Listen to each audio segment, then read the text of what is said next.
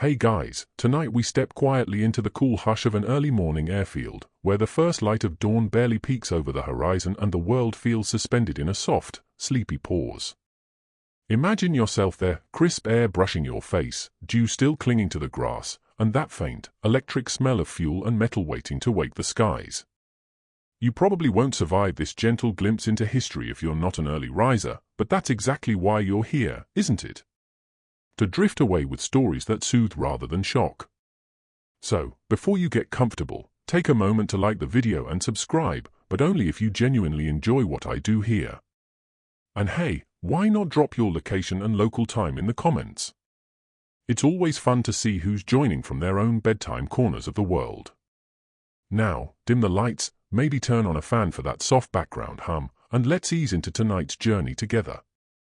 You stand at the edge of the runway, watching as the world slowly shifts from night to day. In these early hours, the airfield feels almost sacred, untouched by the chaos of war and full of quiet potential.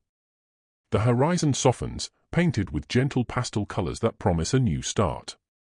For the World War II pilot about to embark on an early morning flight, this was a sacred ritual, a moment to prepare both body and mind before the sky's demanding embrace. You trudge toward the hangar, boots crunching softly on gravel, eyes adjusting to the dim light. The usual din of engines and radios is absent or muted, replaced by a calm that feels almost unreal against the backdrop of global conflict. The air smells faintly of oil, cold metal, and the ever-present hint of burnt fuel, an aroma you'll come to associate with both danger and home. Dawn was more than a time of day, it was a psychological marker. Pilots learned to welcome the stillness, knowing it was their last peaceful moment before the day's demands. Some would say the pre-flight dawn rituals were almost sacred, and historians still argue whether this quiet time truly helped sharpen nerves or was simply a needed pause in a relentless war schedule. You watch as fellow pilots exchange low greetings, their voices barely louder than whispers. The mood is respectful and somber but not heavy. There's a touch of camaraderie in these shared moments, a subtle acknowledgement that everyone is about to face the unknown together. The hangar doors creak open, revealing the sleek silhouettes of Spitfires, Hurricanes, or Mustangs, glistening with the dew of early morning. The sight is both inspiring and oddly calming, a reminder that these machines, for all their power, are extensions of the pilots themselves. Every bolt, every panel, every curve is familiar, almost like a trusted companion awaiting a journey. As you settle into this rhythm, you feel the gentle tug of anticipation. The dawn whispers promises of clarity, cool air, and the soft hum of engine soon to be alive. And you realize this isn't just preparation for flight, it's a ritual to ready the soul for what lies ahead. Now, imagine the faint chatter of a pilot adjusting his gear, the slight rustle of maps and checklists, the careful patting of flight jackets. You're drawn into a world where every movement is purposeful but calm, where the tension of battle quietly simmers beneath a veneer of peaceful morning light. You probably wouldn't survive this early without your rituals, and tonight, you'll get to know them all. You pull your flight jacket tighter around your shoulders as the cool morning air wraps itself gently around you.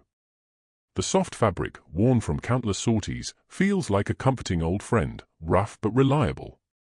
Today, like every day, the ritual of uniform and gear checks unfolds slowly, deliberately, with a sense of reverence bordering on the meditative.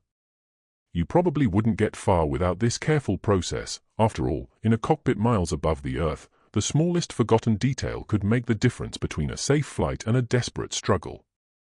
The hangar lights flicker faintly, casting long shadows that dance over the rows of gear laid out meticulously on wooden benches.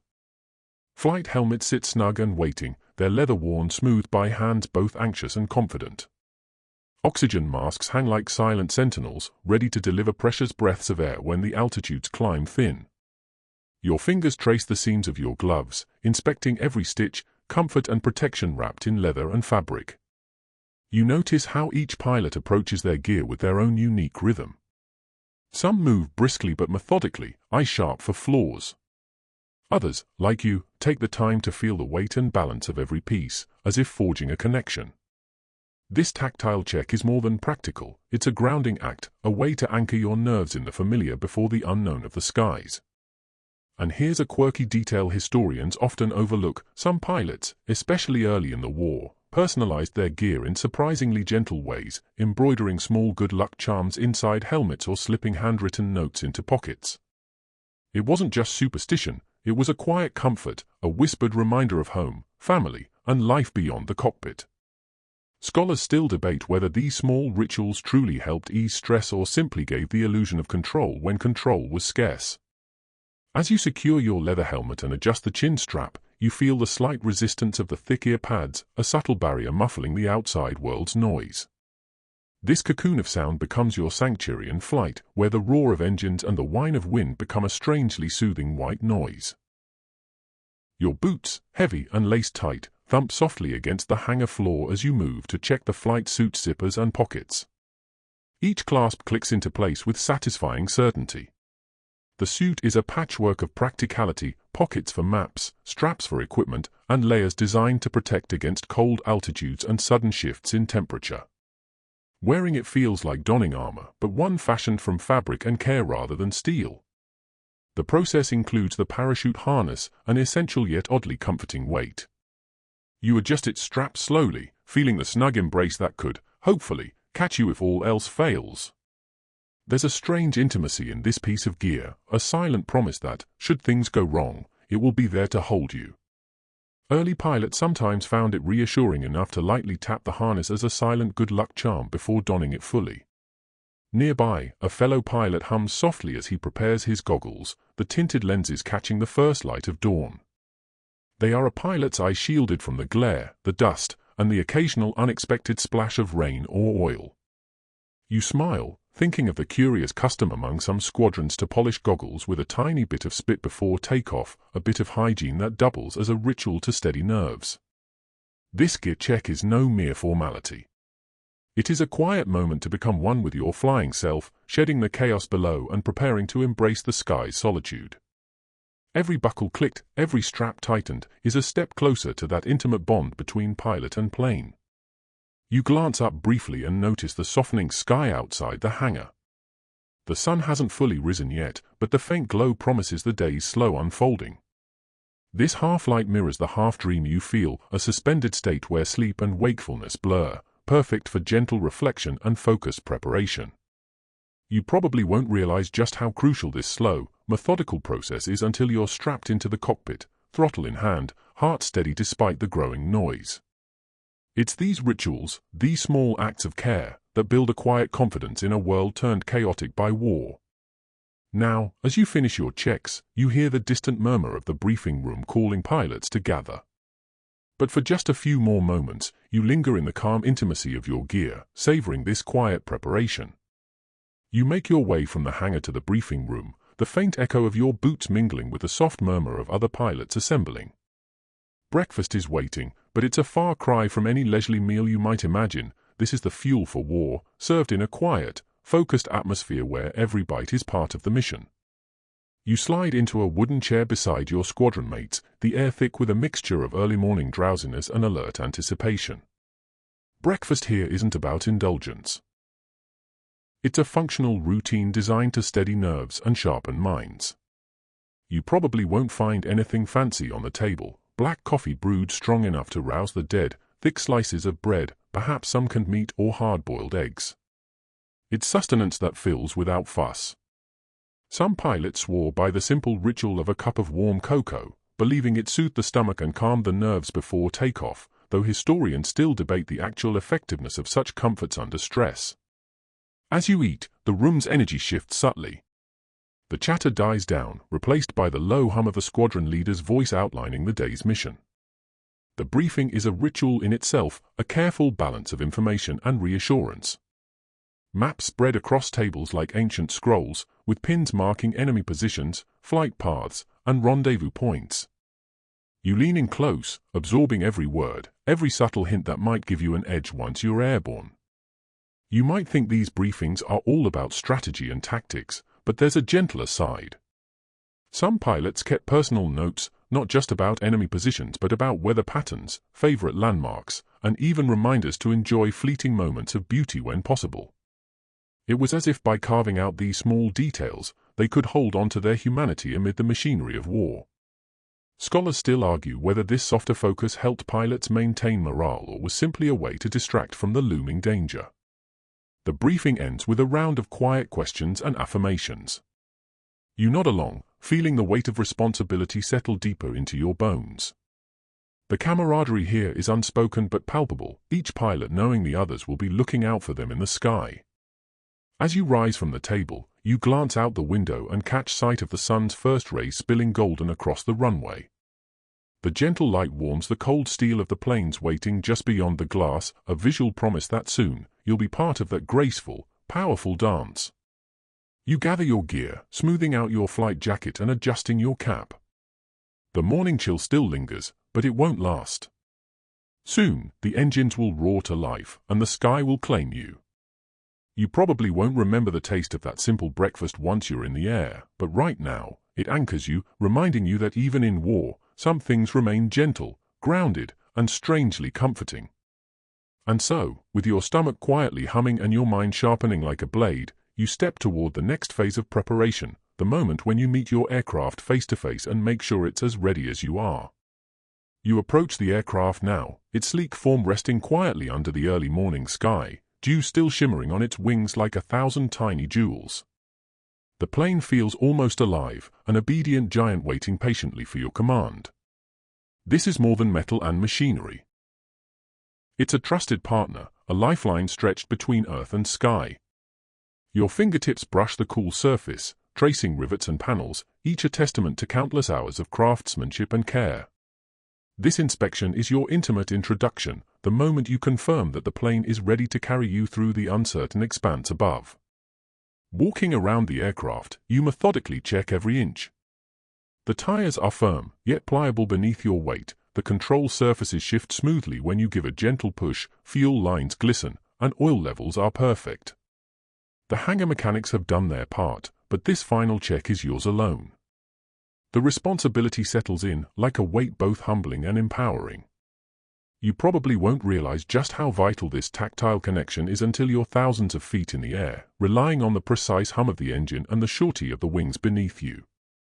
Pilots often spoke of getting a feel for their planes during these checks, a quiet conversation between man and machine. Historians still debate how much this personal connection influenced pilot confidence versus sheer technical maintenance.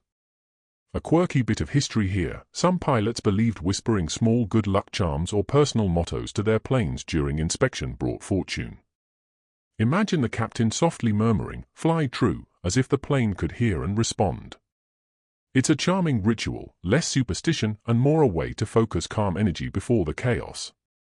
Your hands move to the cockpit canopy, lifting it with practiced ease. Sliding inside, you settle into the snug seat, the leather worn smooth from countless flights. The smell of oil, metal, and worn leather wraps around you, a familiar scent that feels like home, in a strange, airborne way. The cockpit is cramped but orderly, each dial, lever, and gauge within easy reach. You run your fingers over the controls, a silent check for readiness. The seatbelt harness clicks securely, hugging you close. Outside, the morning light shifts, casting long shadows across the tarmac. You glance back one last time, running through the mental checklist embedded deeply in your mind. Every part must be perfect, every detail matters. It's a ritual of respect for the machine and the mission ahead. You probably won't be aware of how this ritual calms your mind, but it does, easing your nerves with a quiet confidence as you prepare to leave solid ground behind. And with that, the plane breathes softly, ready to awaken and soar. You lift your gaze to the sky, now streaked with gentle shades of pink and pale gold, the dawn light softening the clouds like cotton candy floating in slow motion. Before you climb into the cockpit and send your plane humming through the early morning air, there's one crucial task you can't overlook: watching the weather. It's a quiet ritual, almost contemplative, where you become an amateur meteorologist, reading the subtle signs nature offers in the dawning light. This isn't just about forecasting, it's about sensing the mood of the sky and preparing yourself for the surprises it might hold. You stand still for a moment, feeling the cool breeze brush against your face, carrying whispers of distant rain or sun. The clouds scatter lazily, their shapes telling stories, some promising smooth flying, others hinting at turbulence ahead. The air feels heavy with moisture, or perhaps light and crisp depending on the day. You probably won't find a more soothing yet vital task than this, simply watching the world wake up and trying to read its signals. Pilots developed an intimate relationship with the weather, knowing that their lives depended on how well they interpreted these early clues. Instruments could only tell so much, the rest came down to experience and a dash of intuition. Historians still argue whether these pre-flight weather watches were more psychological comfort or genuine survival tactics, but either way, they were deeply ingrained in the morning routine. Here's a quirky detail you might not expect: some squadrons kept weather diaries, not just technical notes but poetic entries describing dawn skies and their moods. One pilot wrote of silver clouds stretching like sleepy cats, while another described a breath of mist soft as a whispered secret. These little moments of lyricism helped soften the harshness of war and connected pilots to something timeless and beautiful. As you watch, you catch a flicker of movement, a flock of birds taking flight, their wings catching the light as they dance across the sky. It's a calming sight, a reminder that life carries on beyond the war. You let your eyes follow their path, feeling a fleeting sense of peace. Your hand moves to your pocket, fingers brushing against a small compass, a trusty relic that has guided you through many flights. You twirl it lightly, feeling the steady pull of the needle toward north, anchoring you even as the skies shift unpredictably above. The air feels alive, the weather a silent partner in the morning's unfolding story. You take a deep breath, savoring the cool freshness before the engines roar to life. This moment, suspended between night's end and the day's demands, is yours alone, a quiet meditation before the sky calls you upward. You probably won't remember every cloud shape once you're in the thick of the mission, but this early weather watch stays with you, a soothing balm for the nerves and a gentle reminder of the world's enduring rhythms. And with the weather noted and the sky observed, you're ready to wake the engine and begin the slow hum of flight. You slide back into the cockpit, the familiar scent of oil and leather wrapping around you like a comforting blanket. The morning light filters softly through the canopy, casting gentle patterns on the worn control panel. Your hands move almost automatically, reaching for the ignition switch as the aircraft's engine stirs to life with a low, steady rumble. It's a sound both reassuring and powerful, like the heartbeat of the machine beneath you, ready to carry you skyward. Starting the engine is more than just flipping a switch, it's a delicate dance. You carefully monitor the gauges as the propeller begins to turn, the vibration coursing through the controls and into your fingertips. The hum grows stronger, rising to a steady roar that fills the cockpit with life. You probably won't find a quieter moment like this anywhere else, a private concert of mechanical precision and raw power. Early warplanes demanded patience and respect during startup. A sudden jolt or rough ignition could spell trouble, and pilots learned to listen closely for subtle changes in tone and rhythm. Historians still debate how much pilot skill versus mechanical luck influenced these early morning engine starts, but one thing's certain: this was a sacred ritual. You recall a quirky tradition among some squadrons, pilots whispering encouragement to their engines, coaxing them gently as if they were living creatures. "Come on, old friend," they'd murmur, hoping to charm the temperamental machinery into a smooth start. It's a small, human moment in the midst of the metal and oil. As the engine settles into a steady beat, you take a deep breath and adjust your oxygen mask, feeling the cool rubber press lightly against your skin. The mask is both a tool and a comfort, a promise of air when the sky grows thin and your own breaths come harder. You double-check the connections, the tubing, the fit, every detail matters.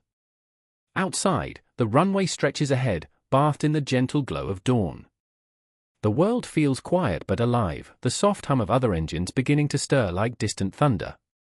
You tighten your grip on the throttle, feeling the controls respond smoothly beneath your fingers. Starting the engine is a moment of transition, from stillness to motion, from earthbound calm to airborne adventure. You probably won't notice how your heart rate ticks up slightly, blending excitement with a practiced calm. As the propeller spins faster, you prepare for taxiing, feeling the vibration settle into a comforting rhythm beneath you. The plane moves slowly forward, the wheels tracing familiar patterns on the runway. The early morning chill clings to your skin, but the engine's warmth spreads through the cockpit like a gentle embrace. This ritual, this intimate exchange between pilot and machine, sets the tone for the flight ahead. It's a blend of trust, skill, and a little bit of hope. You ease into the day, the engine's steady song guiding you closer to the skies. You nudge the throttle forward with deliberate care, feeling the aircraft roll gently along the tarmac. The taxi out to the runway is its own slow ballet, one that demands patience despite the engine's eager rumble beneath you.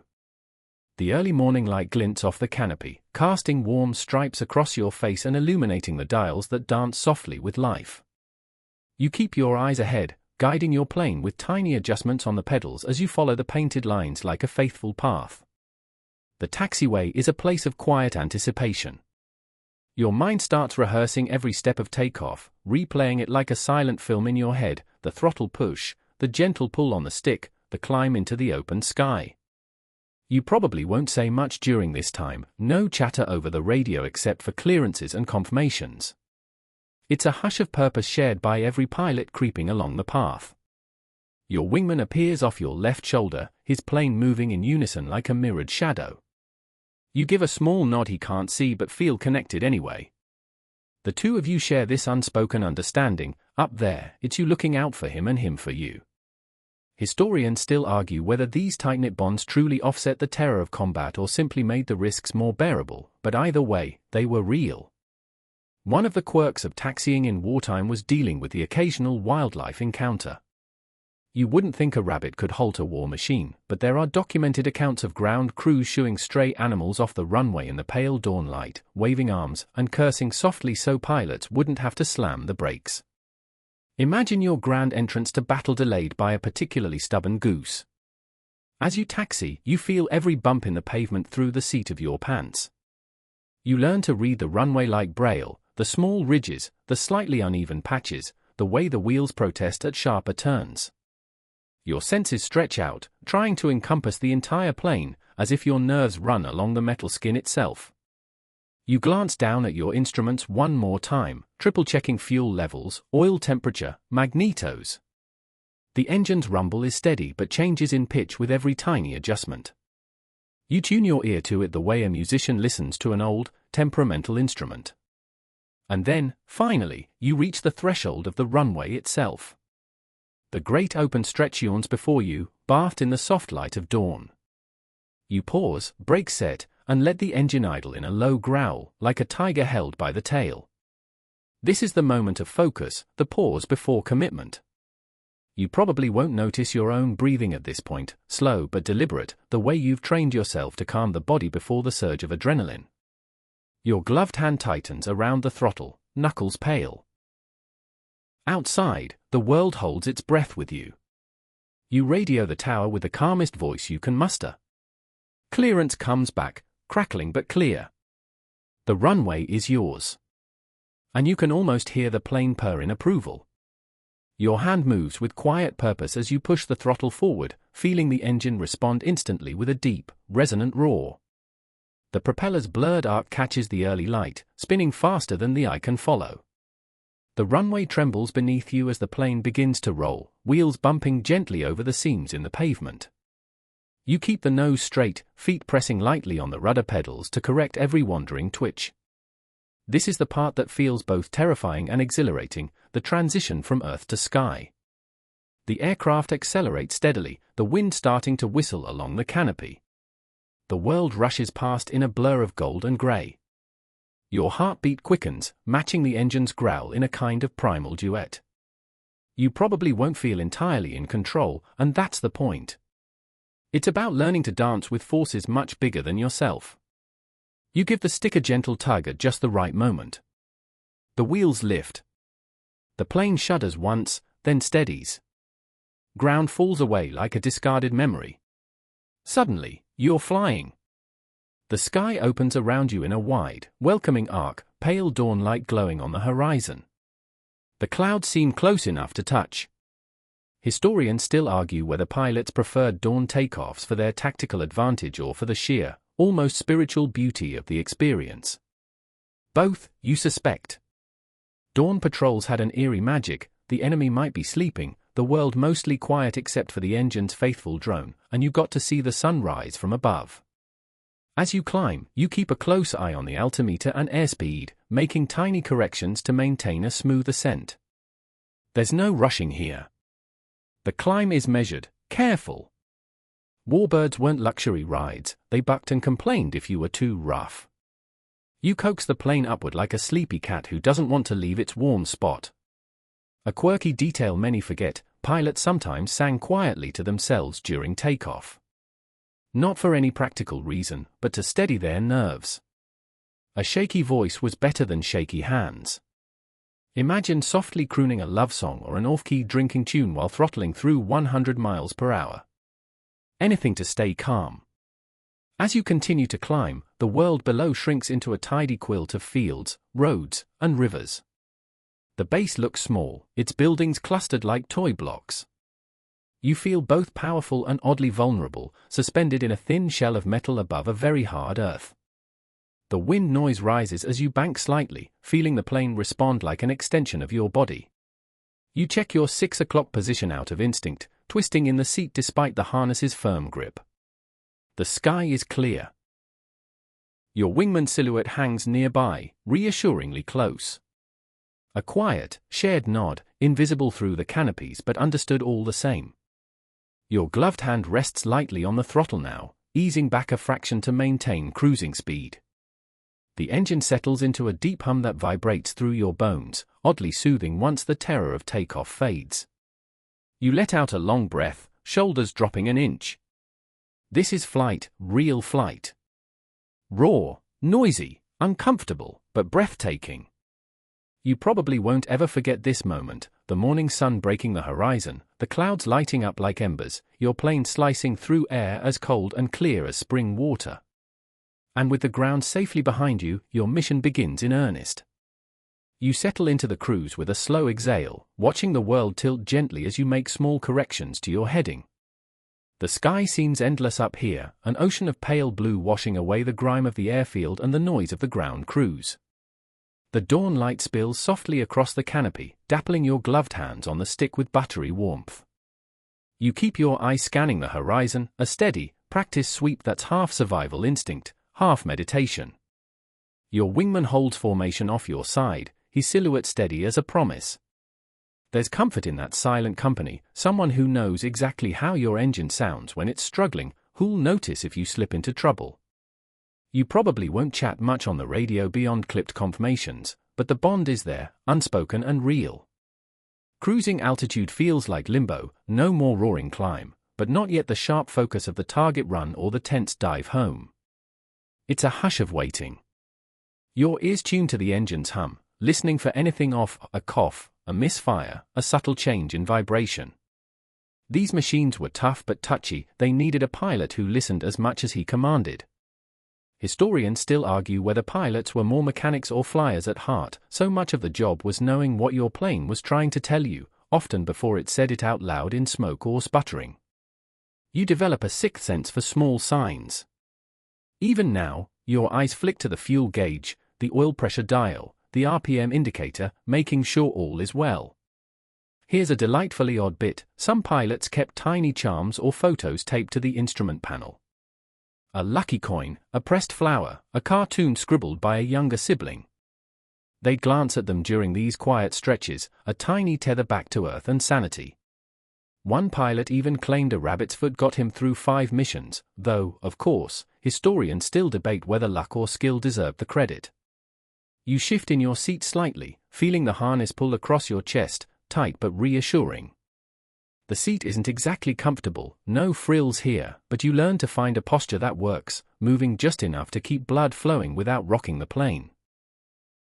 The vibrations buzz through your bones, a constant reminder that you're in something alive, something moving.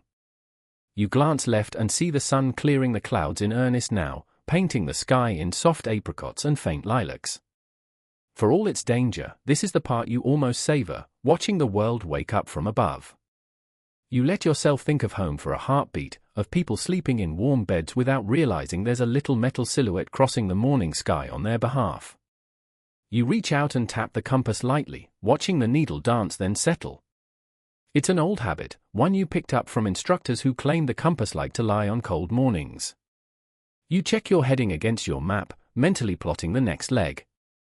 And there's the real art, navigation without GPS, no friendly automated voice to say turn left in 500 feet. Just landmarks, if you can see them, compass readings, dead reckoning, and hope. You probably won't get a second chance if you miss a heading in enemy territory. You speak into the radio, voice low and calm, checking in with your wingman, confirming your position. The reply is equally dry. No one's in the mood for poetry here. You let the engine hum lull you for a moment, watching the world spin slowly below. It's a fragile piece, this early morning cruise, calm enough to relax, tense enough to keep you honest. And you know it can't last forever. But for now, you keep flying straight and true, engine purring, dawn light streaming through the glass like some ancient blessing. You adjust your grip on the stick, rolling your shoulders to ease the growing tension. The harness bites just enough to remind you you're strapped to something that was designed first and foremost to go fast and climb hard, comfort be damned. Your breath fogs the edge of the canopy slightly before fading. Below, the land is waking up in slow motion, fields gleaming with dew, roads like pale scars across the green, a river snaking silver under the rising sun. It's all so peaceful from up here, deceptively so. You almost want to apologize for intruding on it in a warplane. Your eyes keep scanning for any sign of trouble. Enemy fighters rarely announce themselves politely. You look for unnatural movement, odd glints of light, or the tiny black specks that can bloom into threats at terrifying speed. It's like trying to spot sharks in a restless sea. You probably won't see anything until it's too late if you're not paying attention. You check your instruments again. The engine temperature is steady. Fuel levels are where they should be. Oil pressure sits comfortably in the green. Still, you listen carefully, half expecting to hear some cough or knock that might mean trouble later.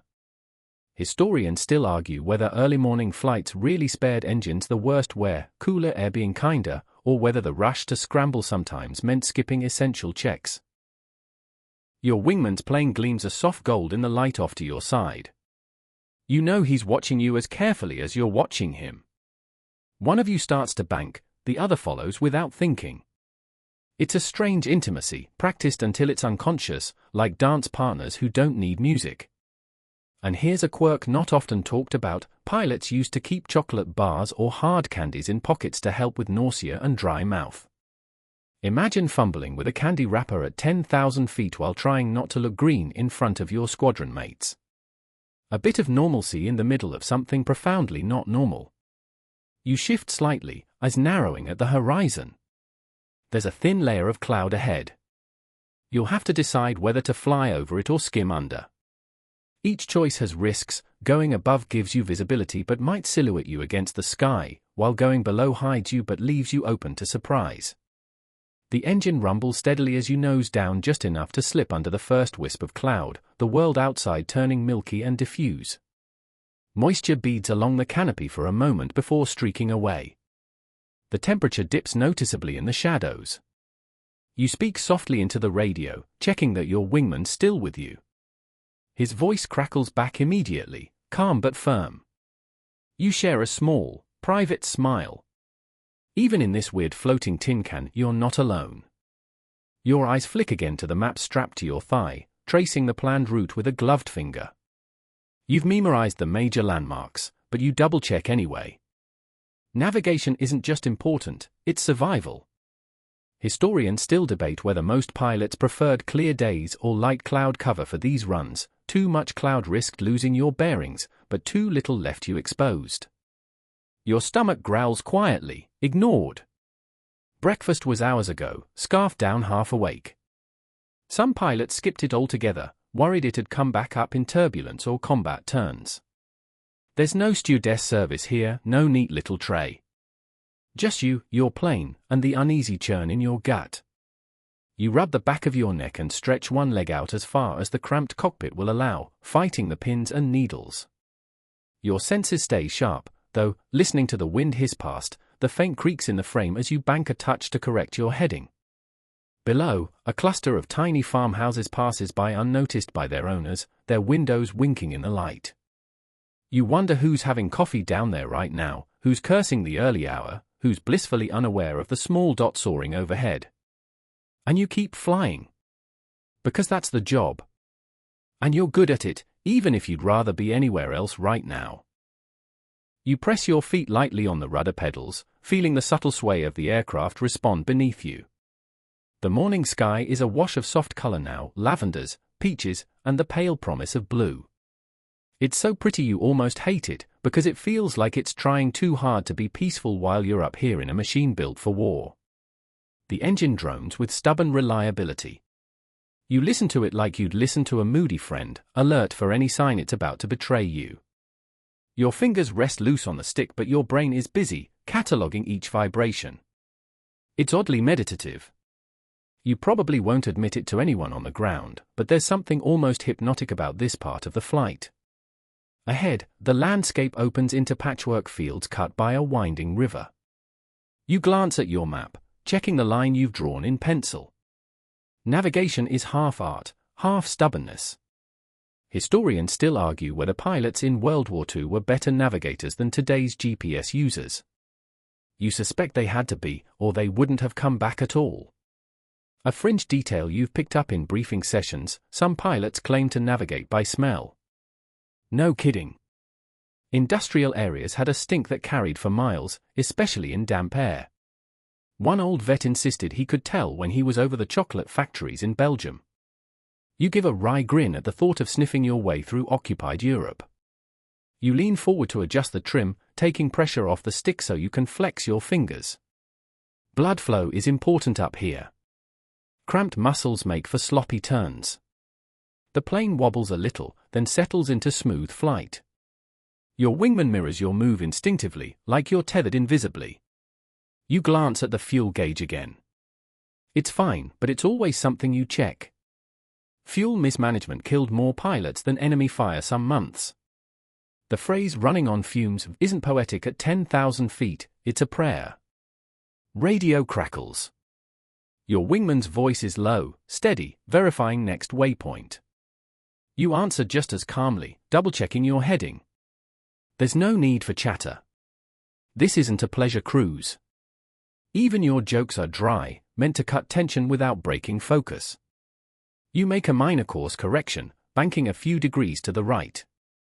Below, the river bends like a lazy snake, catching sunlight in shimmering ripples. You can almost imagine floating down it on a canoe instead of roaring overhead in an angry metal bird. But there's no time for that. Your eyes keep moving: altimeter, airspeed, manifold pressure. Each dial a tiny promise to get you back alive. You tap one gently, watching the needle settle. A superstition? Maybe. But it's yours. Another detail they don't put in the training manual: you talk to the plane. Not full conversations, usually, but little reassurances. Come on, old girl. Don't do this now. The machine feels almost sentient after enough hours together, like a stubborn but loyal dog that sometimes tries to run off. Historians still debate whether these early morning sorties were more dangerous because of sleep-deprived pilots. The truth is, you never really sleep right on base. You nap in snatches, your brain always half listening for the scramble bell or the sergeant's bark. So you fly a little tired. A little on edge. But focused. Your left leg starts to cramp. You shift carefully, wincing at the harness biting into your shoulder. No one designed these cockpits for comfort. You joke with yourself that the designer must have been 5 feet tall with no knees. You peer ahead through the canopy, squinting at the line of distant hills. That's your next reference. The map on your thigh is dog-eared and smudged, notes scribbled in pencil so hard you almost tore the paper. And you keep flying. Because there's no other choice. The ground is a memory now. The sky is home, at least for this mission. And the mission isn't done yet. You ease the throttle just a hair, feeling the subtle deceleration tug at your harness. It's like riding a bike you can't quite put your feet down on, balancing speed with control, always wary of pushing too hard or too little. The morning air is thinner up here, cooler too, and you take a slow breath, letting the chill steady your nerves. Below you, fields spread out like a green quilt, the river twisting silver through it all. Farmhouses are scattered like toy blocks, so small they don't seem real. It's hard to imagine anyone down there worrying about you. They're probably thinking about crops, debts, or whose turn it is to milk the cow. Meanwhile, you're trying not to get shot out of the sky. You scan the horizon again, eyes darting back and forth. Movement is your enemy, but so is complacency. The stiller the sky looks, the more you distrust it. Historians still argue whether the dawn patrols were truly safer or if they simply made both sides so tired they couldn't aim straight. You check your instruments with quick, practiced glances. Airspeed, altitude, fuel, oil pressure, soothing little confirmations that you're still flying and not, say, plummeting in a fiery corkscrew. One dial jitters for a second before settling, and you tap it like you're scolding a naughty child. A weird fact you picked up in training: some pilots swore by shaving before early flights. Not for vanity, but because the mask sealed better on smooth skin. Imagine scraping your half-asleep face with a dull razor in the dark, knowing your life might depend on it. Your wingman silhouette slides a fraction closer on your left, both of you making minute corrections without speaking. You've flown together enough to guess each other's moves, like old married couples finishing each other's sentences. You notice the light change ahead, a thin band of cloud casting long, striped shadows over the fields. Shadows can hide things: convoys, anti-aircraft guns, or even other planes waiting to pounce. You adjust your heading slightly to avoid flying right into it. Radio crackles. A short call. An agreed checkpoint. You answer calmly, voice low. Your mouth is dry, so you clear your throat before speaking. Water? Sure. If you remember to bring it. And if you can manage to drink it without wearing it. You roll your shoulders to fight the tightness creeping in. You don't want to admit it, but you're getting tired. It's that early morning exhaustion that seeps in after the adrenaline of takeoff fades. The cold seeps too, though the rising sun is trying to fight it off. Your map is battered and smudged on your thigh. Pencil lines that felt precise last night seem suspiciously wobbly now. You double-check landmarks below, the river matching your course, the hills in the distance lining up. Here's a bit of trivia you heard in the mess: some pilots used to chew gum to help equalize pressure and keep their ears clear during altitude changes. Handy, unless you forgot to bring any. Then you'd be the one wincing and cursing through every climb. You feel the plane vibrate in a steady, reassuring hum. Every vibration has meaning. Loose panel? Overstressed engine? Or just the natural song of a design pushed to its limit? You know this machine's voice better than your own. You look over at your wingman again, his plane catching the light in a moment of brilliance before sinking into shadow. You give a tiny wave. He doesn't wave back, but you know he saw it. Some things don't need words. The sun is high enough now to glare off your canopy at just the wrong angle. You shift, trying to find a spot that isn't pure reflected fire. Another nuisance in a long list, but you handle it. That's the job. And you keep flying. Because you have to. Because if you don't, someone else will have to take your place. And you wouldn't wish this morning on anyone. You shift your weight in the seat again, feeling every buckle and strap press into you like they're part of your skin now. The cockpit is cramped, but you've made it yours, map taped here, pencil wedged there, a lucky charm tucked discreetly where no one will see and tease you about it. The engine hums steadily, a sound you trust but never take for granted. It's your lifeline, your partner, and your potential executioner all in one. You listen for any change in pitch or rhythm like a musician tuning an instrument. Historians still argue whether these early morning flights helped prolong engine life with cooler air, or simply masked issues that would rear up and bite you later. Below you, the landscape is rolling gently now, broken by hedgerows and the occasional forest patch. You imagine foxes darting between trees, completely unaware that 2,000 horses of roaring combustion are ripping through the sky above them. It's almost funny. Radio check, you click and respond. Brief, functional. There's no place for speeches up here. Just clear, simple words that might save your life if things go wrong. Your eyes catch movement on the ground, just a cart on a dirt road, pulled by a tired horse. A reminder that life trudges on even in war. That man with the reins might not even know you're overhead. Or maybe he's listening for you, hoping you're friendly. You adjust your course by a few degrees. Your map tells you there's a rail line running east or west ahead. A perfect landmark if you can spot it. The sun's at an angle now that throws long shadows, making features pop in stark relief. You almost appreciate it, except those same shadows can hide trouble. You remember being briefed about early patrols over occupied France, pilots watching for enemy trucks moving in those dawn shadows. Some pilots swore they could tell German convoys from civilian ones by the spacing of vehicles. Others said that was just bravado. Historians still debate how much was skill, how much was luck. You flex your fingers, rolling your wrists. Blood flow matters. Cramped, numb hands don't save you in a spin. You glance at the fuel gauge, still good. Another check mark on your mental list. You never stop checking. Here's one of those weird little pilot habits they don't tell the movies about. Some guys would sing under their breath on these legs. Not for entertainment, but to stay awake, stay calm, stay in rhythm. You try it now, softly, off key, just for you. Your wingman holds formation perfectly. The glint of his canopy flashes with each tiny correction. You know he's checking on you too. It's an unspoken pact: if something goes wrong, neither of you wants the other to fly home alone. Your stomach growls again, rude and unrepentant. Breakfast was dry toast and questionable coffee before dawn. Some pilots skipped food entirely, afraid it would come up during hard turns. You regret not bringing even a crust to chew. The radio spits static and then silence. You wait. Nothing. You exhale. Just interference. But your heart thuds in your chest a little faster, that quiet reminder that danger doesn't need an invitation. Below, you finally spot the rail line, cutting clean across farmland like a dark slash. You trace it on your map with a gloved finger, verifying your position. Small victory, but it matters.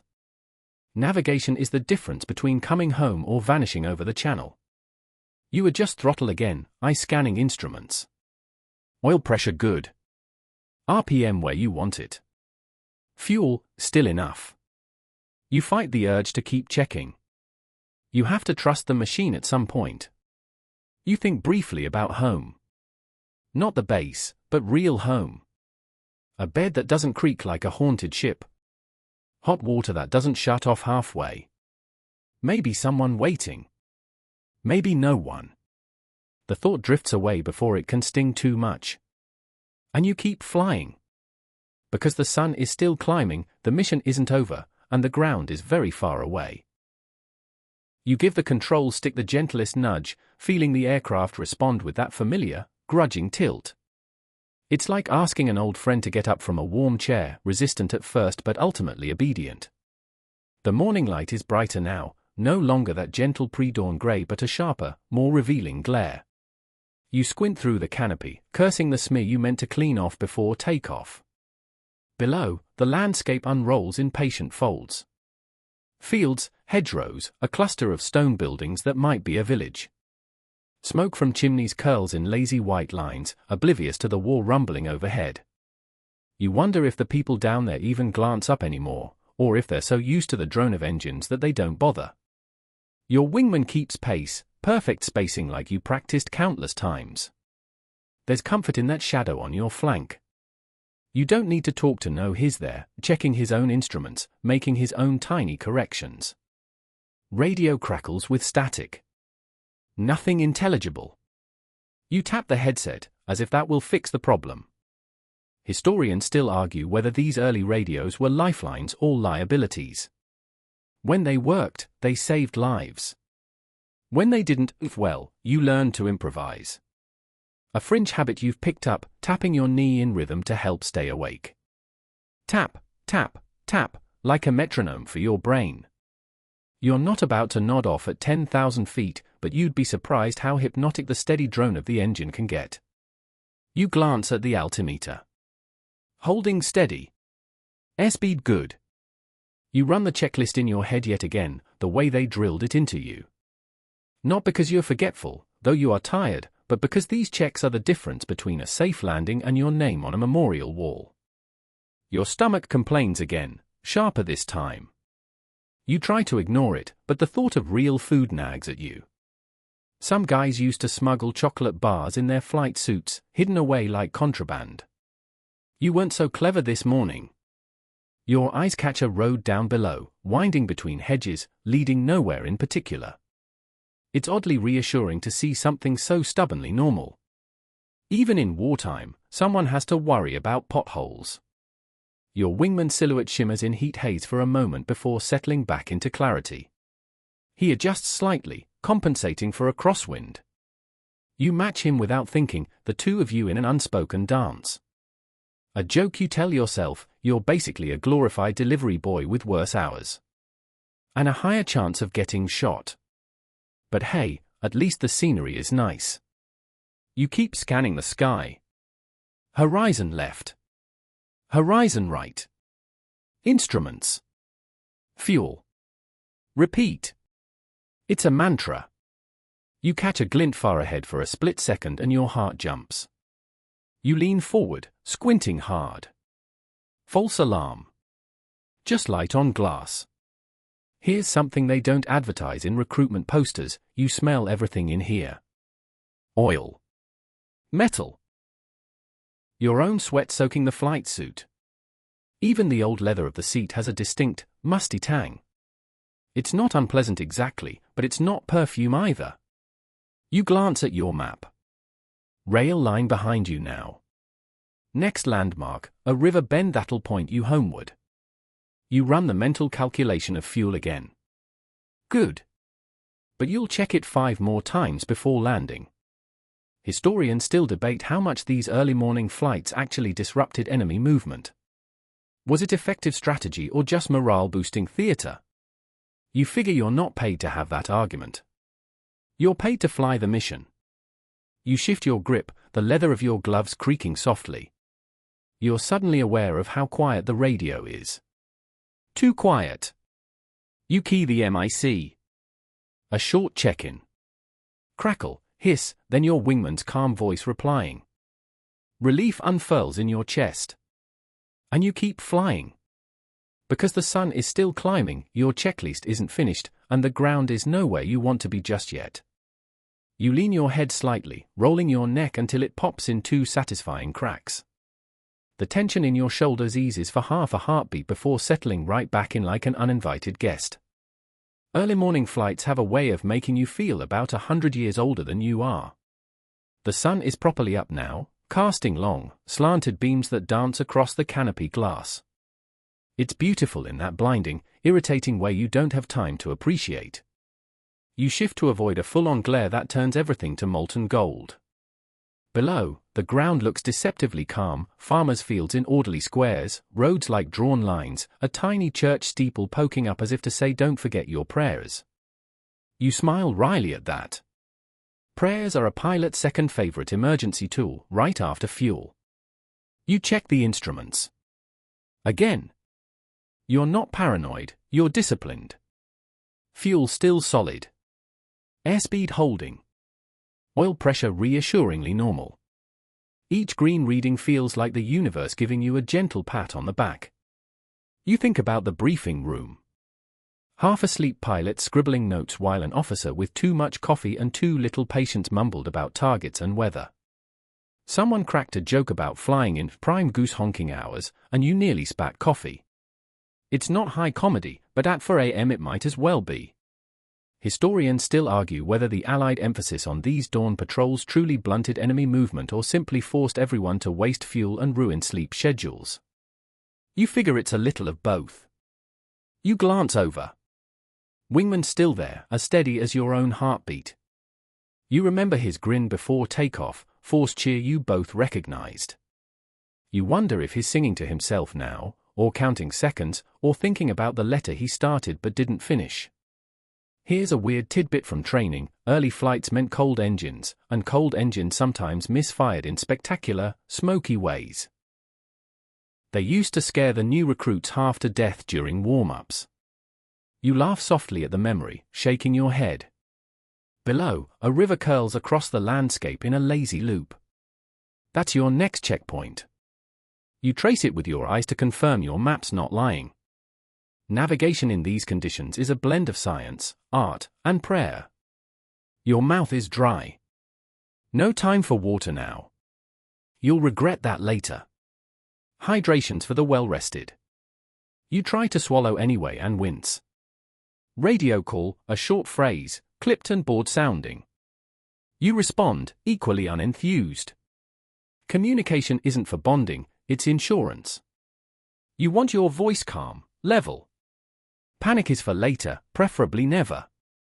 You shift your hips in the seat, trying to get blood back to uncooperative legs. It's hard to look heroic when you're squirming like a toddler on a long car ride. Your eyes flick up. The horizon is empty, but empty doesn't mean safe. Empty just means pay more attention. You focus, scanning slowly left to right. You wonder briefly what your family's doing. Still asleep, probably. Or worrying about you in ways they'd never admit in letters. You push the thought aside gently, like you'd hush a restless dog. Not now. You roll the plane a hair to adjust heading, lining up with the river bend. The wings dip and recover smoothly. You grin despite yourself. Even exhausted, you still love that feeling. The map on your thigh is a smudged, sweaty mess, but you cherish it like a relic. You could navigate without it at this point, but it's your security blanket. A joke from last night surfaces in your mind, at least the coffee's bad enough to keep us awake. You almost chuckle aloud, but you just shake your head. Your wingman gives a tiny waggle of his wings. You return it automatically, an unspoken still good. Still good. That tiny exchange might be the only conversation you'll have for an hour. And you keep flying. Because it's too early to stop, because the mission is still unfolding ahead of you, and because that's what you signed up to do. You press your back deeper into the seat, trying to make the harness feel less like a medieval torture device and more like the safety measure it's meant to be. The plane vibrates with that steady, reassuring hum, like a giant cat purring in a warning that it's still wild under the hood. The sun is properly awake now, no more sleepy dawn shades, just harsh gold slashing across your flight panel, reflecting in ways that make you squint and swear under your breath. You lean to one side to block it, knowing you'll fail but trying anyway. Below you, the world is waking up too. You see tiny plumes of smoke from chimneys, the skeleton lines of roads filling with what must be carts or trucks, though they're too small to really see in detail. Somewhere down there, people are cursing the cold, grumbling about chores, or maybe listening for you and your wingman droning overhead. You check the instruments again, like a gambler checking dice for weight. Fuel still good. Oil pressure perfect. RPMs exactly where they should be. You exhale through your nose, resisting the urge to kiss the panel. Your stomach makes its annoyance known again, louder this time. You'd kill for a piece of bread right now. Just a heel from the loaf back at the mess. Anything to trick your belly into shutting up. Some pilots used to hide boiled sweets in their pockets for exactly this moment. You didn't think of it today, too busy trying to look awake while the ground crew finished your pre-flight. Radio crackles. Your wingman's voice, clipped and calm. You answer just as evenly. It's like a ritual by now, still alive. Yep. Nothing flowery, no poetry. Just the facts you need to keep from panicking. Your eyes scan the horizon in measured sweeps. Left. Right. Instruments. Back again. You're convinced you'll wear grooves in your retinas doing this. But it's necessary. Because empty sky is just enemy sky you haven't noticed yet. Historians still argue whether these dawn patrols were actually worth the resources. Did they really scare off enemy trucks? Or just let pilots build up heroic-sounding logbooks while burning expensive fuel? You suspect there's truth in both views, but you're not the one writing history. The plane drifts slightly. You correct with a fingertip pressure on the stick, feeling the slight shudder as the ailerons obey. It's amazing how something so big responds to the tiniest nudge. You always like that part. Below, you trace the path of a river with your eyes. It snakes through farmland, silver under the growing light. Your map confirms it, and you mentally check the box that says it's not lost yet. Here's a fun, fringe fact they didn't teach you formally. Some pilots swore the morning mist helped them sneak past enemy observers. Others said it just made them easier to crash into things. The debate in the mess was always loud, never resolved. Your mouth is dry as old paper. You forgot your canteen this time, genius move. You swallow anyway, hoping spit will magically appear. Spoiler, it doesn't. Your wingman adjusts formation again. You do too, keeping the spacing neat. From the ground it must look so graceful. Up here, it's sweaty work and twitchy corrections. You let your eyes unfocus for half a second, just to rest them. Then snap back to alert, checking the sky. The cost of complacency is written on too many missing person lists for your taste. Your butt is half numb from the seat. You wiggle, trying to get blood back into it. Dignity died an hour ago, right now you just want circulation. You think about the ground crew. Still probably cleaning oil stains off their coveralls, trading gossip about last night's drinks. Without them, you'd be pushing this hunk of metal down the runway like a soapbox cart. You make a mental note to thank them again later. The horizon remains empty. But that doesn't mean safe. So you keep looking. You pull in a deep breath, filling your lungs with the stale, oil-tinged air. It's not fresh, but it's yours. And it's better than the alternative of not breathing at all. You glance at the clock. Mission time is ticking down. But you're not there yet. Not home. Not safe. So you keep flying. Because that's the job. Because that's the promise you made, half awake and overconfident, in a recruiter's office ages ago. And because if you don't, no one else will. You feel the slight tug as the wind shifts, a subtle reminder that nature isn't just scenery up here, it's an active participant, sometimes friend, sometimes foe. The controls respond with a delicate jitter, and you ease the stick to compensate, the plane humming obediently beneath your hands. The sky is a clear pale blue now, the sun climbing steadily, casting long shadows on the patchwork earth below. You follow the river's course, it looks calm, serene, completely indifferent to the war overhead. It's strangely comforting, this contrast between peace on the ground and tension in the air. Your throat is dry, a persistent tickle reminding you of the early morning's missed cup of tea. You reach to adjust your collar, hoping the tiny movements will distract your stomach from its grumbling protests. A ration biscuit tucked in your pocket feels like a distant dream.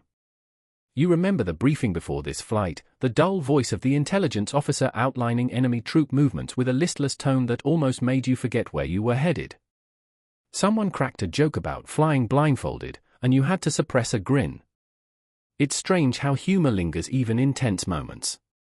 Historians still argue whether the pre-flight mental rituals pilots developed were more about genuine preparedness or simply coping mechanisms for the inevitable stress. You figure it's a bit of both, any excuse to keep nerves in check is welcome. Your wingman drifts just a touch behind, catching a small thermal updraft. He corrects smoothly, a quiet dance of machines and men. You send a quick thumbs up through the canopy, a silent signal that everything's fine. A quirky fact you've picked up, some pilots used to carry lucky charms, tiny trinkets, photos, even coins, tucked into flight suits. Superstition or comfort? You never asked, but you appreciated the thought. You glance down at the landscape again, noting a cluster of trees bending slightly in the morning breeze. You imagine the villagers waking up, tending to livestock, perhaps glancing up to see the silhouette of your plane passing overhead. You wonder if anyone waves or if you're just a ghost in the sky. The radio crackles softly, your wingman's voice confirming coordinates. You respond, the words clipped but steady. It's the closest thing to conversation up here, and you treasure the connection. You shift your weight slightly, feeling the leather of the seat creak under you. The cockpit smells of oil, leather, and something faintly metallic, a scent that's become oddly familiar, almost comforting over time. Your eyes flicker to the altimeter, then to the horizon. The hours stretch ahead, a tapestry of sky and earth and endless possibility. You remind yourself to stay alert, but also to breathe. You think back to the mechanics working late into the night, ensuring every bolt was tightened, every wire checked. Their unseen labor keeps you airborne, and you feel a surge of gratitude. The sun's warmth starts to seep through the canopy, a gentle reminder that time marches on, whether you're ready or not. You glance at your watch, calculating fuel again. Still good. Not enough to relax, but enough to keep hope alive. You let your eyes drift to the clouds on the horizon, soft and inviting, a far-off promise of peace. You keep flying. Because that's what you do. Because every minute in the air is a minute closer to home. The plane hums steadily, a constant companion in this sea of blue and gold. You adjust your grip on the stick, fingers relaxing just a bit, feeling the familiar vibrations ripple through the controls. This machine is an extension of you now, a metal bird that trusts your touch to stay aloft. Below, the fields shift colors as the morning sun climbs higher, shades of green deepening, earth browns brightening, and patches of water sparkling like scattered jewels. It's almost hypnotic, and you fight the urge to let your mind wander too far. Your mouth feels parched again, the dryness settling stubbornly despite your attempts to swallow. You curse your forgetfulness, making a mental note to always pack a water flask next time, even if it means more weight. You think about the hours before this flight, the groggy breakfasts, the half-hearted stretches, the quiet moments in the barracks where everyone pretended not to be exhausted. There was a ritual to it all, a rhythm that somehow made the chaos manageable. Historians still debate how much the pilot's sleep deprivation impacted their performance. You're fairly sure it was a dangerous cocktail, but also that adrenaline did a lot of the heavy lifting. At least until the crash landings, anyway. Your wingman stays close, steady as ever. You catch his eye through the canopy, and there's a flicker of a smile, brief but genuine. It's those small moments that keep you grounded in the madness. A quirky training anecdote drifts into your mind. Some pilots claimed that the shape of their goggles affected their luck. Odd, you think, but in a world ruled by chance, every little superstition counts. The radio buzzes softly with updates from base. You respond with the usual clipped phrases, the code language that keeps communication clear and concise. It feels strangely intimate, this shared exchange over the vast, empty sky. You glance down briefly at your map, creases and stains marking the long hours of use. The river you followed all morning twists ahead, a silver ribbon guiding your path home. You trace it with a finger under the canopy glass, feeling a small surge of reassurance. Your muscles ache from sitting still for so long. You flex your fingers and rotate your wrists, trying to shake off the stiffness without drawing too much attention. The seatbelt digs into your ribs, a constant reminder of the constraints of this cockpit. The scent of oil and leather fills your nostrils again, grounding you. It's a strange comfort, this familiar smell that has come to mean safety and survival. The horizon ahead is clear, the sky vast and empty except for the occasional drifting cloud. You focus on the distant outline of a hill, a landmark that signals you're nearing the next checkpoint. You think about the families waiting below, loved ones hoping, praying, perhaps unaware of the exact risks but knowing enough to worry. You wonder if they look up sometimes, imagining you flying overhead. Your thoughts are interrupted by a slight jolt as the plane hits a patch of turbulence. You grip the controls firmly, steadying the aircraft with practiced ease. Nothing dramatic, just a reminder that the sky is never completely calm. You take a slow, deliberate breath, filling your lungs with the cool, recycled air of the cockpit. It's not fresh, but it's enough to keep you alert. You glance at your watch, fuel levels remain stable, but you know better than to get complacent. The mission is far from over. You settle back into your seat, eyes scanning the horizon once more. The hours stretch ahead, but you face them with quiet determination. Because up here, every moment counts. The sun continues its slow climb, casting longer shadows that dance across the cockpit's worn surfaces. You shift slightly, trying to catch a breath without drawing your wingman's attention. The rhythm of the plane's engine pulses beneath you, a steady heartbeat in this vast expanse of sky. You notice the faint smell of burnt fuel mingling with the leather around you, a reminder that this finely tuned machine demands respect and constant attention. You brush your fingers along the instrument panel, tracing the worn edges of the gauges, each one a silent sentinel watching over your flight. Below, the patchwork of farmland stretches out endlessly. Tiny roads crisscross the landscape, leading to villages that seem frozen in time. You imagine the lives unfolding there, farmers tending fields, children chasing after stray animals, the slow, steady pulse of everyday life continuing despite the distant thunder of war. Your throat is dry again, a persistent companion to these early morning flights. You reach for the small flask you remembered to pack this time, grateful for the small comfort it brings. You take a slow sip, letting the cool liquid soothe the scratchiness before tucking it safely away. You recall a peculiar fact from your training: some pilots believed that playing a certain tune on a harmonica before takeoff could bring good luck. It sounds ridiculous now, but you can't deny the strange power of routine when you're thousands of feet in the air. Historians still argue about how much these small rituals actually influenced outcomes, or if they were simply ways to steady nerves. You lean toward the latter, but who's to say? The mind is a curious thing. Your wingman adjusts his altitude slightly, signaling a change in formation. You respond smoothly, the two of you moving in silent coordination, an unspoken dance practiced countless times. The radio crackles again, static dancing around the edges of your wingman's voice. You listen carefully, picking out the coordinates, committing them to memory. Communication up here is a lifeline, fragile but vital. A gentle breeze whistles past the open vent, carrying with it the faint scent of pine from the forests below. It's a small reminder that the world beyond the cockpit is alive and waiting. You glance at your map, noting the next checkpoint approaching fast. The river you've been following twists and bends, leading you closer to familiar ground. Relief settles in your chest, tempered by the knowledge that the hardest part is often the landing. Your muscles ache from hours of tense focus, but you welcome the fatigue. It means you're still here, still fighting. You flex your fingers and roll your shoulders discreetly, shaking off stiffness without losing control. You think about the mechanics and ground crew, the invisible hands that keep you airborne. Their labor is a silent promise beneath every flight.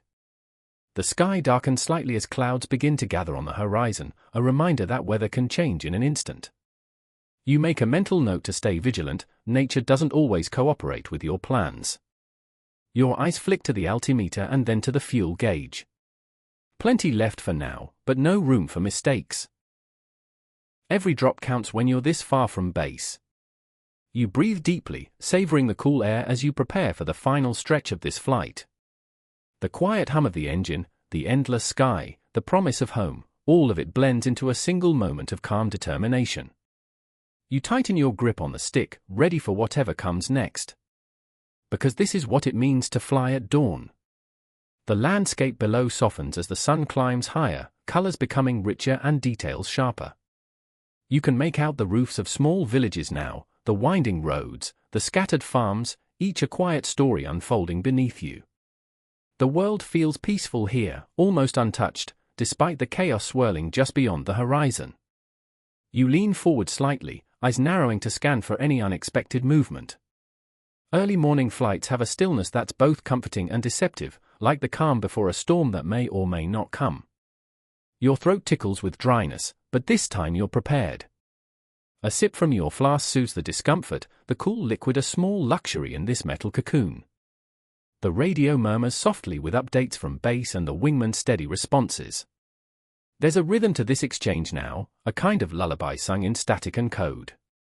You remember the countless hours spent training for these moments, the endless drills and simulations that tried to mimic the unpredictability of the sky. None of it feels enough when you're actually up here, but it's all you have. Historians still debate how much of a psychological toll these early flights took on pilots, especially those flying mission after mission with little rest. You feel the weight of that now, but also a stubborn resolve that won't let you quit. A quirky fact drifts to mind: some pilots believed that wearing a certain color sock or stitching a lucky patch inside their jackets could change their fate. You chuckle softly, knowing that in the face of uncertainty, small rituals become anchors. The controls hum beneath your hands, responsive and reliable. You adjust your course slightly, following the invisible thread laid out by your navigator's careful planning. The wind brushes past the canopy, carrying scents of earth and distant pine, grounding you in the present moment. You glance at the altimeter, the numbers ticking steadily downward as you begin your approach. The fuel gauge remains stable, but your focus sharpens. This final phase demands all your attention. Muscles stiff and joints protesting, you flex your hands and roll your shoulders, preparing for the precision of landing. The familiar tension in your shoulders is oddly reassuring. You think briefly of the mechanics waiting at the airfield, ready to greet you with oil-streaked smiles and a fresh cigarette or two. Their work is the silent foundation beneath every flight. The radio crackles once more, final instructions coming through. You respond crisply, the practiced politeness masking the undercurrent of fatigue and relief. The horizon blurs gently as you descend, the world rushing up to meet you. The patchwork fields, the winding rivers, the sleepy villages, all a welcome sight after hours in the sky. You pull back gently on the stick, easing the plane toward the runway. The wheels touch down with a satisfying thud, the vibration running through your body like a grounding pulse. You taxi slowly, the engine's steady drone filling the silence, and finally come to a stop. The cockpit feels suddenly vast and empty without the hum of flight. You take a deep breath, savoring the moment of stillness, the return to solid ground. Another early morning flight completed, another quiet victory. Now, dim the lights, maybe turn on a fan for that soft background hum, and let's ease into tonight's journey together. As the plane settles and the sun continues its climb, you feel the tension slowly ebb away. The vast expanse of sky that once seemed endless now feels like a memory, softening at the edges. Your body relaxes in the quiet aftermath, muscles unwinding, breath steadying. The smells of oil and leather fade into the background, replaced by the gentle warmth of morning light. You imagine the earth below, fields bathed in golden hues, rivers glinting like silver threads, and villages waking to a new day. The world continues its slow, comforting rhythm, indifferent to the worries of war and flight. You are safe now, grounded but still part of this vast, beautiful story unfolding between sky and earth. The hours ahead promise rest, peace, and perhaps a chance to dream of open skies and quiet horizons. So close your eyes gently, let the hum of the fan or the night's soft sounds cradle you, and drift into a calm, deep sleep. Tomorrow is another day, and for now, you have earned your rest.